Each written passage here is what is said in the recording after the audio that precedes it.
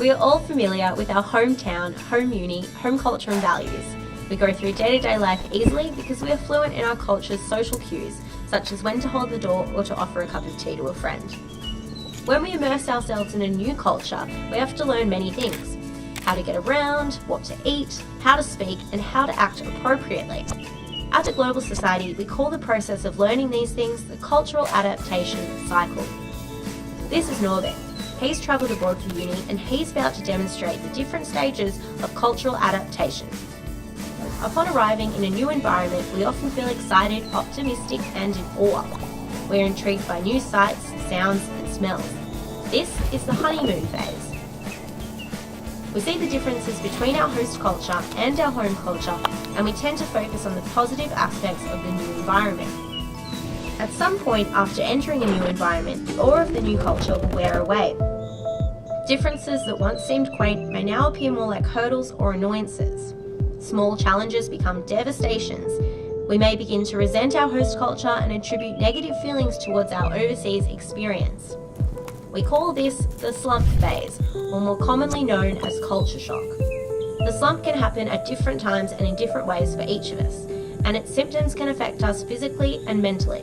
Common symptoms include recurrent illness and changes in your eating habits and sleeping habits, homesickness, and persistent negativity towards the host culture, bouts of frustration and irritability, and feelings of sadness and depression, self-doubt, and withdrawing from friends and other people and activities.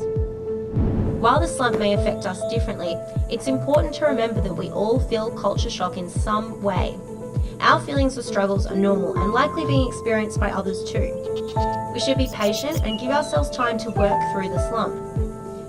Some tips that will assist us in overcoming this challenging phase include: recognize that this unpleasant stage of cultural adaptation is only temporary. Get out into the host culture, visit and explore your new surroundings, and join in on activities and organisations that the host uni provides. Take time to reflect and put your feelings and observations down in a journal. You can talk to someone about your experiences and don't be afraid to laugh at your mistakes. Having a routine that includes eating well, exercising and getting enough sleep is helpful too. And if you're in a second language environment, work on those language skills. With time and patience, we begin to realise the positive outcomes of cultural adaptation. We begin to recover from culture shock and acclimatise to the host culture.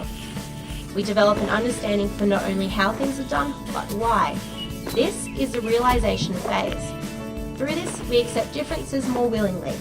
We navigate the world around us more easily, and we are more confident. Eventually, our new home will no longer be new, and instead feels like a second home. We will have regained emotional stability and are able to live and study to our full potential.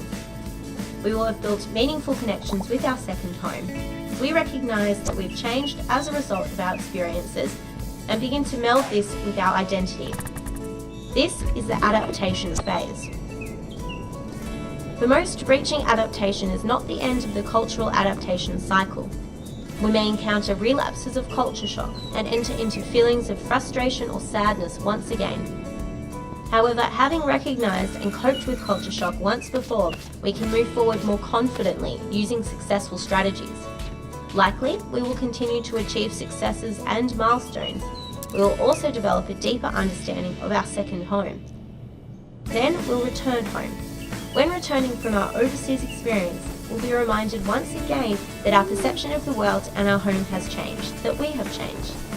Relearning the routines of our home or uni may be frustrating at first. We may struggle to find ways to include our new perspectives in our day-to-day life.